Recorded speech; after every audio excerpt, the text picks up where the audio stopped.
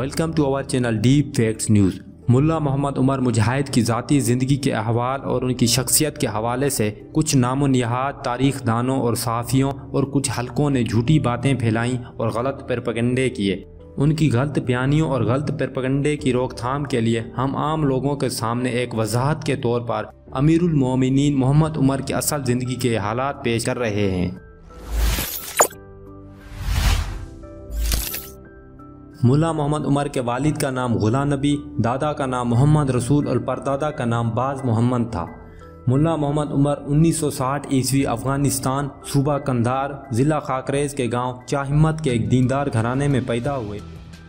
It is for Mullah Omar, his sort of like old family, old tribe that he lived among, the Hotak tribe. So he really looked for the potential loyal people to be around.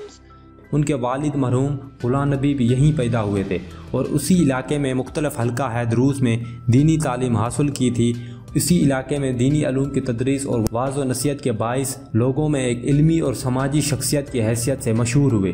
ملا محمد عمر کی پیدائش کے 2 سال بعد ان کے والد ضلع خاکریز سے قندھاری کے ضلع ڈن نودی گاؤں منتقل ہو گئے اور آخر تک وہیں تک لوگوں کی دینی تعلیم و تربیت میں مصروف رہے۔ ان کا انتقال بھی وہیں 1965 عیسوی کو ہوا۔ ملا محمد عمر 8 سال کی عمر میں دینی علوم کے حصول کے لیے اروزگان ضلع دہرادون کے شہر کہینہ کے علاقے میں ابتدائی دینی علوم کے ایک مدرسے میں داخل ہوئے۔ مدرسے کا سرپرست ان کا چچا محمد جمعہ صاحب ہی تھا۔ محمد عمر کے دونوں چچاؤں خاص طور پر محمد انور نے ان کی دینی تربیت میں خاص کردار ادا کیا۔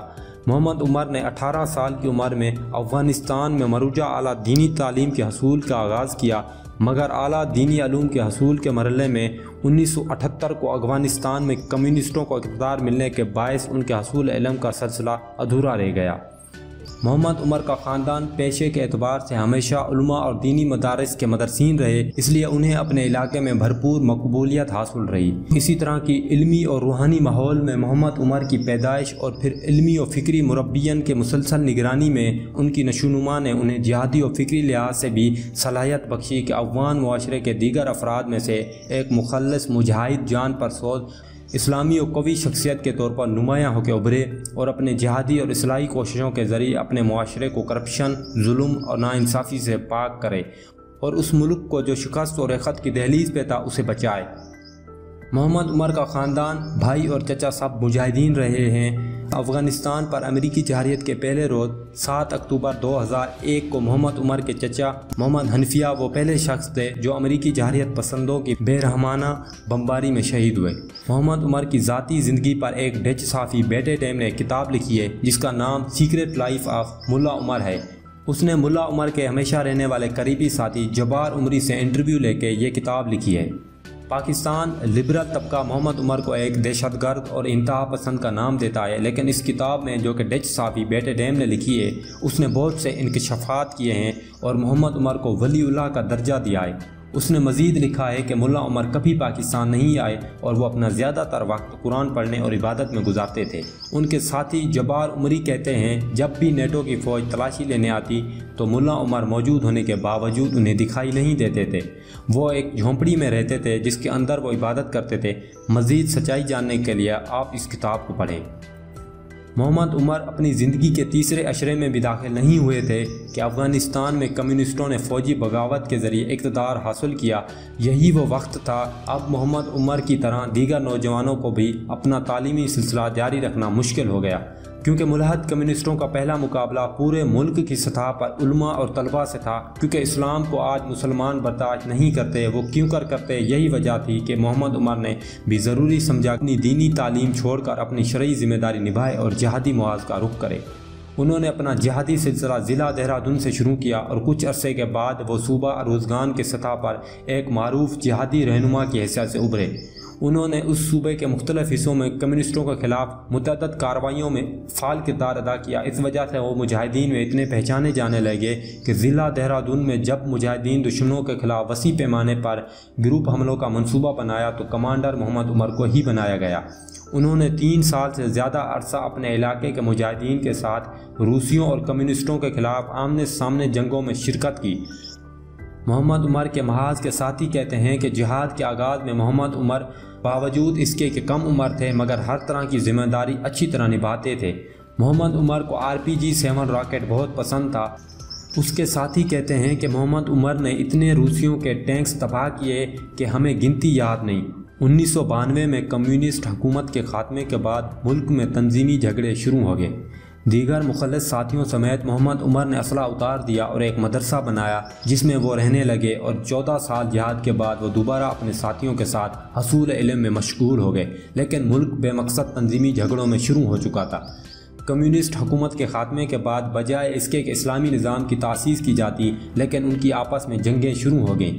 مخلص اور حقیقی مجاہدین کو ایک سازش کے تحت کمزور کر دیا گیا۔ کچھ جہادی تنظیمی رہنماؤں نے کچھ ایسے کمیونسٹ رہنما جن کا بجائے محاسبہ کرتے ان کو اپنے ساتھ ملا لیا، اور دیگر رہنماؤں نے عوام میں لوٹ مار اور ان کو بے آبرو کرنا شروع کر دیا۔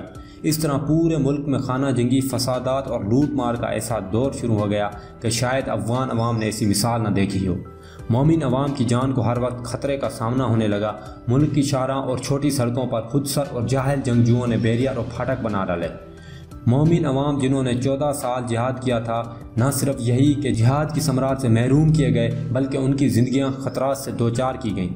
ہنگاموں اور فتنوں کا باعث معاشرتی فساد، قتل، مظالم، لوٹ مار اور مسلمانوں کی تکالیف دن بہ دن بڑھ رہی تھی۔ محمد عمر جو اس وقت اپنے جہادی ساتھیوں کے ساتھ قندھار میں رہ رہے تھے، دیگر مجاہدین کی طرح وہ بھی حالات کو غور سے دیکھ رہے تھے، حالانکہ حالات نے انہیں بھی بہت زیادہ متفکر کر دیا تھا۔ وہ دیکھ رہے تھے کہ قندھار ہرات شاہراہ پر قدم بہ قدم پھاٹک بنا دیے گئے ہیں، اور سارا دن مظلوم مسافر، خواتین، بوڑھے اور بچے ان بد اخلاق اور جاہل جنگجوؤں کے ہاتھوں لوٹے جاتے ہیں۔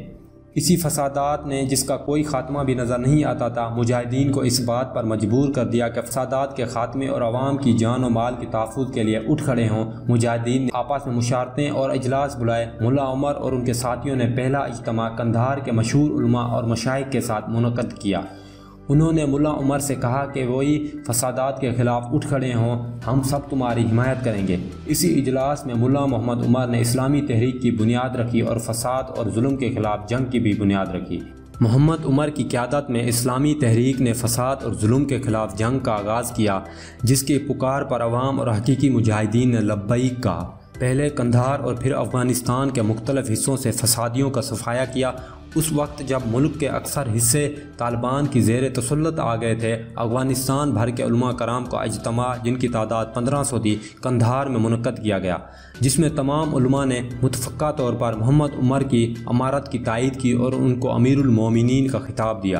افغانستان کا دارالحکومت کابل بھی امارت اسلامیہ کے زیر تسلط آ گیا، جس کے بعد تقریباً پورے افغانستان پر امارت اسلامیہ کی حاکمیت مضبوط ہو گئی۔ ملا عمر کی قیادت میں امارت اسلامیہ نے افغانستان میں شریعت کی بنیادوں پہ قائم اسلامی نظام قائم کیا، جہاں پر اسلامی نظام کی ایک زندہ مثال پیش کی گئی اور ملک کو شکست اور ٹکڑے ٹکڑے ہونے سے بچایا۔ عام لوگوں سے اسلحہ چھین کر ملک کو اسلحہ سے پاک کیا گیا اور اس طرح ایک بے مثال امن قائم کیا گیا، حالانکہ اقوام متحدہ سمیت پوری دنیا اس سے گھبرا رہی تھی۔ یہیں پہ ہم اس پارٹ 1 کو ختم کریں گے، باقی انشاءاللہ اگلے پارٹ میں مزید آپ کو ملا عمر کی داستان سنائیں گے۔ تب تک کے لیے اللہ حافظ۔